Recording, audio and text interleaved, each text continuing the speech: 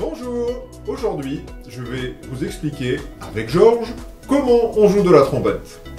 Il faut absolument qu'on joue 2 tiers, 1 tiers comme sur certaines méthodes où il faut jouer 1 tiers sur la lèvre inférieure, 2 tiers sur la lèvre supérieure ou d'avoir une position qui soit vraiment comme ça.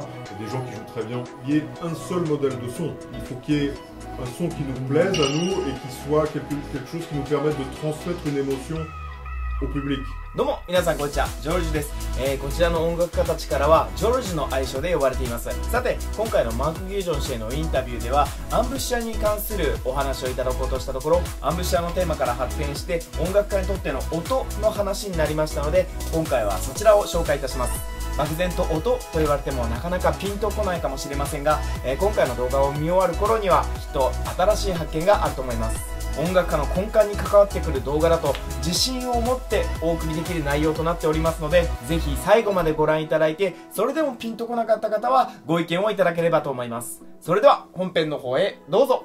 さてアンブッシャーについてお伺いしたのですが、マークの吹いている時のアンブッシャーちょっと見せていただいてよろしいでしょうか。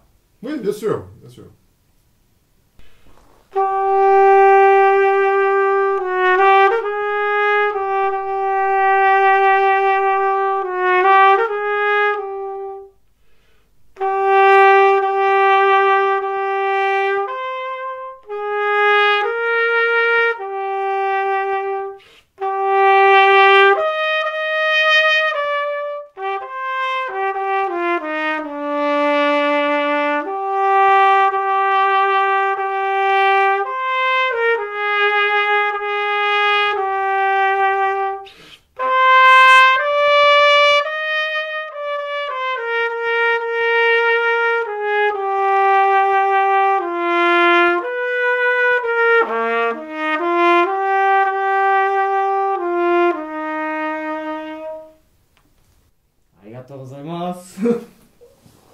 さてマーク先生、たくさんの学生たちがアンブッシュやマウスピースのポジションについて悩んでいるんですけれども、もしマーク先生からそんな皆さんにメッセージがありましたらぜひ聞かせていただいてよろしいでしょうか。Alors, la position, c'est quelque chose qui est très personnel, on va dire. Moi, j'ai eu des problèmes au tout début de position parce que je jouais vraiment beaucoup de côté comme ça et que le son n'était pas très joli.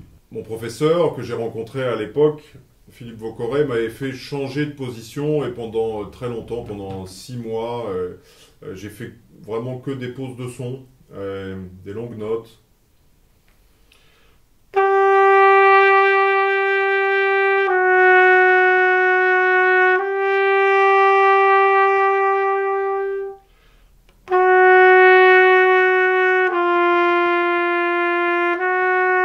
Juste des petits exercices comme ça pour essayer de retrouver des sensations correctes au niveau de ma position et aussi surtout d'améliorer le son. Mais je crois qu'il y a, en termes de position, il n'y a pas vraiment de règles. Il y a des gens qui ont des positions très différentes, des gens qui jouent avec l'embouchure un peu haute, un peu basse, un peu sur le côté, ou alors vraiment très, très droite. L'essentiel, c'est que le son soit bien et que la personne puisse jouer. Je pense que le seul problème qu'on rencontre où il faut absolument changer, c'est quand on joue sur la muqueuse, c'est-à-dire sur la partie rouge de la lèvre. Et donc, où là, en règle générale, ça limite beaucoup les étudiants. Donc, quand on joue sur la muqueuse, en règle générale, je pense que c'est important de faire évoluer la position. Après, il y a des gens qui jouent extrêmement bien avec des positions sur le côté, par exemple comme Thomas Wellandseit, qui était trompette solo à l'orchestre de Berlin, l'orchestre philharmonique de Berlin, qui joue vraiment sur le côté, qui a un son magnifique, qui joue très très bien. Donc, je ne crois pas qu'il y ait vraiment de règles. Et dire qu'il faut absolument qu'on joue 2 tiers, 1 tiers, comme sur certaines méthodes, où il faut jouer 1 tiers sur la lèvre inférieure, 2 tiers sur la lèvre supérieure, ou d'avoir une position qui soit vraiment comme ça. Il y a des gens qui jouent très bien en jouant un peu bas, des gens qui jouent très bien en jouant comme ça, d'autres comme ça. L'essentiel, je pense, c'est que le son soit bien. Après, c'est à l'élève et au professeur, s'il y a un problème de son, un problème de jeu, d'éventuellement de chercher à faire évoluer la position. Mais moi, j'ai pas une position parfaite. Ici, comme je joue un peu de côté ici, ma position n'est pas symétrique, mais ça fonctionne. Donc, je change pas parce que ça fonctionne. Voilà. Donc, il faut décider chacun sa position avec le son. Oui, je pense que le son, c'est vraiment prépondérant, c'est vraiment le plus important. C'est la signature d'un instrumentiste. Quand on écoute Maurice André, par exemple, si je te passe un enregistrement de Maurice André, tu vas reconnaître Maurice André. Tu vas reconnaître beaucoup de sons célèbres sans voir l'image. Juste parce que le son, c'est un peu la signature de l'instrumentiste. Et chaque son est différent.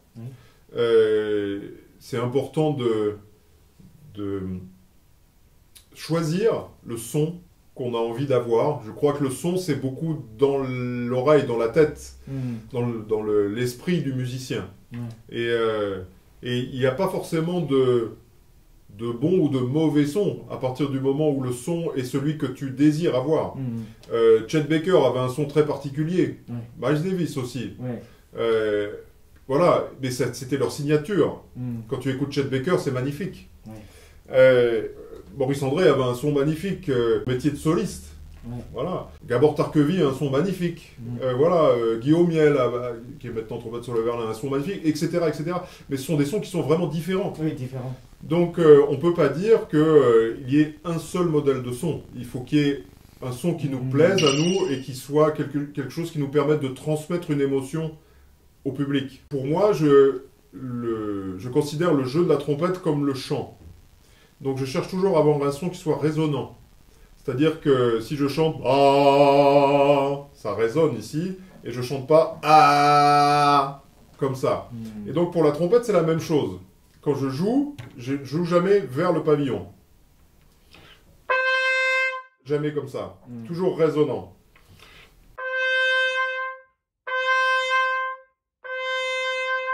Comme quand je chante. La mécanique du jeu de la trompette, c'est très proche de la voix humaine. C'est-à-dire que le cerveau commande nos cordes vocales de la même manière qu'il commande la vibration de nos lèvres. Il faut que ce soit naturel. Mais moi, je ne m'occupe pas des lèvres. Juste que ce soit tenu ici, le masque. Ici, à côté là, sur les coins. Il ne faut pas que ça soit comme ça. Donc j'essaye d'avoir une position qui soit maintenue.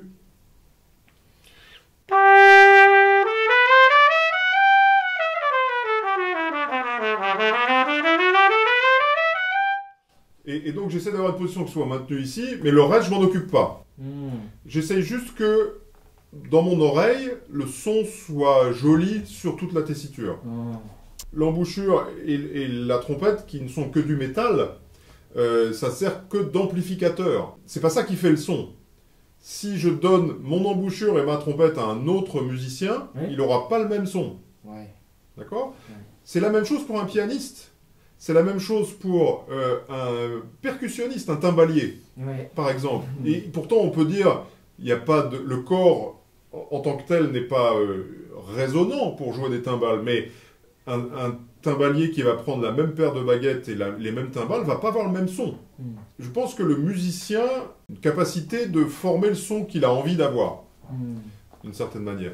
Et donc, je crois que c'est vraiment en écoutant, quand on est étudiant, ça c'est aussi important, d'écouter beaucoup de musique qui peut être, bon évidemment de la trompette, mais aussi du chant, qui peut être du violon, du piano, de la clarinette, tout ce qu'on veut, et de l'orchestre. Et ça va nous forger une culture musicale qui va nous permettre aussi de savoir interpréter les styles de musique, mais ça va aussi nous forger une idée du son qu'on a envie d'avoir.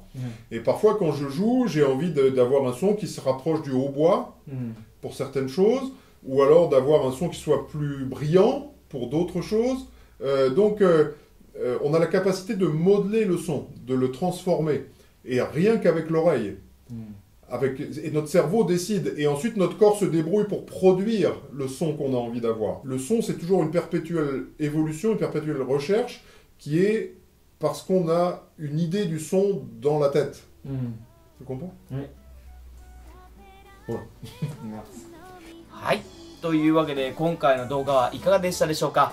これまでアンブッシュアに関する質問が多かったので、それに関して聞いてみたところ、まさかここまで解説してくれるのかというような内容になりました。皆さんも音についてはいろいろ考えたことがあると思います。マークが言っていたように有名な演奏を聴いて、それが誰の演奏だかすぐに分かったり、音楽活動の中でよく直感的に感じていた内容かと思いますが、こうやって世界一流奏者が言葉に出して解説してくれると理解が深まりますね。高い音の出し方とかタンギングはこうだとか、そういうことに気持ちが行きがちですが、結局聴いている人に感動を伝えられる演奏家とはどういうものなのか、今回の動画でマークが話していたことから得られたことは大きかったと思います。さて、今回インタビューを受けてくださったマーク・ギュージョン氏や、それ以外にも世界の著名なトランペット奏者を輩出してきたエリック・オービエ氏による、オンラインクラスがスタートしております。それがどういったものなのか興味がある方や、登録しようか悩んでいる方はぜひオンラインのウェブサイトにアクセスしていただいて、質問コーナーから気軽に質問していただければと思います。それではまた別の動画でお会いしましょう。ミュージック感動でした。